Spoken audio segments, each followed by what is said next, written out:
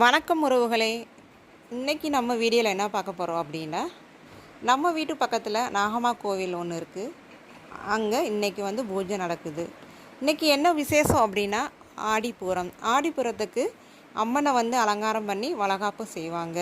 இது ரொம்ப விசேஷமான நாள். ஆடி மாதம்னாவே அம்மனுக்கு உகந்த நாள் தான். இங்கே பாருங்கள், அம்மனுக்கு தேவையான எல்லா பொருளுமே வச்சுருக்காங்க. வளைகாப்புக்கு வளையல், வெத்தலை பாக்கு, மஞ்சள், குங்குமம், அதுக்கப்புறம் தேங்காய் பழம் வச்சுருக்காங்க. வளகாப்புக்கு 5 வகையான சாதம் ரெடி பண்ணி வச்சுருக்காங்க. லெமன் சாதம், தக்காளி சாதம், தேங்காய் சாதம், பொங்கல் எல்லாமே ரெடி பண்ணி அங்கிட்டு வச்சுருக்காங்க. அம்மனை இப்போ அலங்காரம் பண்ணிட்டாங்க. அலங்காரம் பண்ணி அதுக்கடுத்து அம்மனுக்கு ஒவ்வொரு பூஜையாக பண்ணுவாங்க. அம்மனுக்கு நம்ம வளையல், குங்குமம், மஞ்சள், தாலிக்கயிறு எல்லாமே நம்ம விருப்பப்படுறவங்க என்ன செய்யலாம், வாங்கி கொடுக்கலாம். நாங்கள் இந்த பூஜையில் இன்றைக்கி தான் முதல் தடவையாக நான் கலந்துக்கிறேன். அதனால் நான் இன்றைக்கி எதுவுமே நான் செய்ய முடியலை.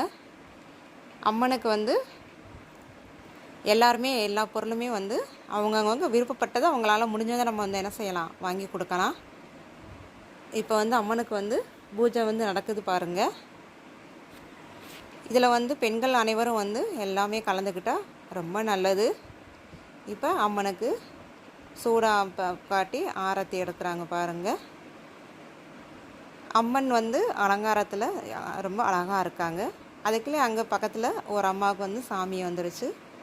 அவங்க சாமி வந்தோடனே நாகமாதா நம்மளுக்கு வந்துட்டாங்க. அதனால் நம்மளுக்கு ரொம்ப நல்ல நேரம் அப்படின்னு சொல்லிட்டு அவங்க எல்லாமே நல்லா தான் நடக்கும். நீங்கள் இந்த இதை இன்னும் தொடர்ந்து நல்லா பண்ணுவீங்க, உங்களுக்கு என்னோடய அருள் எப்போ இருக்குது அப்படின்னு சொல்லிட்டு நாகம்மா அவங்க மூலமாக நம்மளுக்கு அருள்வாக்கு சொல்கிறாங்க. அவங்கக்கிட்ட விபூதி தட்டை கொடுத்து சாமியை மலை ஏற்றுறாங்க பாருங்கள். சாமி அவங்க எல்லாமே சொல்லி முடிச்சுட்டு அவங்க காலில் வந்தவங்க எல்லாருமே கும்பிட்டு விபூதி வாங்கிக்கிட்டோம். விபூதி வாங்கி பூசிக்கிட்டோம்.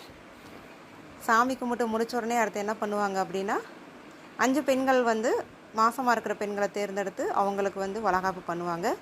இப்போ அதுக்கான வேலையை தான் பார்த்துக்கிட்டு இருக்காங்க பாருங்கள். 5 பெண்களை இப்போ வரிசையாக உட்கார வைக்கிறாங்க. இதுக்கு சாமி பல படையல் பண்ணதை பாருங்கள். இதுதான் 5 வகையான சாதம் எல்லாமே வச்சுருக்காங்க.